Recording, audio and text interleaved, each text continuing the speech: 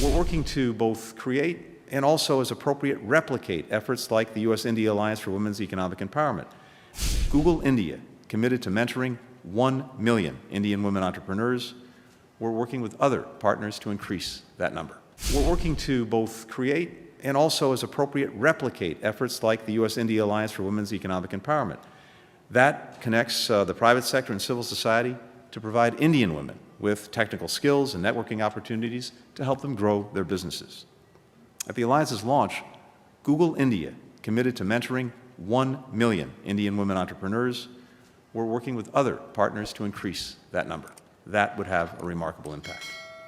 Finally, we will work with partners to help dismantle some of the societal, legal, and regulatory barriers that stand in the way of having a level playing field, like laws that make it more challenging for women to work in certain roles, limiting their career progression.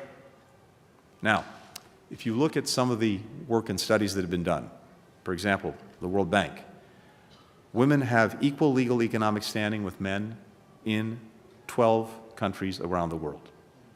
12 countries around the world, including through equal pay and legal protections in the workplace.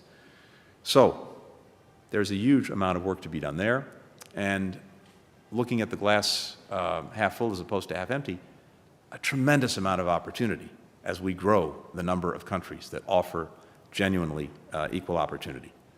We'll encourage countries to repeal discriminatory laws. We'll advocate for reforms to promote gender equality, in part by showing the opportunity posed by closing these gender gaps. Across each of these lines of effort, we will work in tandem with partners around the world. Indeed, we'll be working with all of you, because we need all hands on deck if we're actually going to make a difference, if we're going to build sustainable, long-lasting change. That includes, for our part, working with counterparts from other governments to develop their own domestic and global strategies for women's economic security.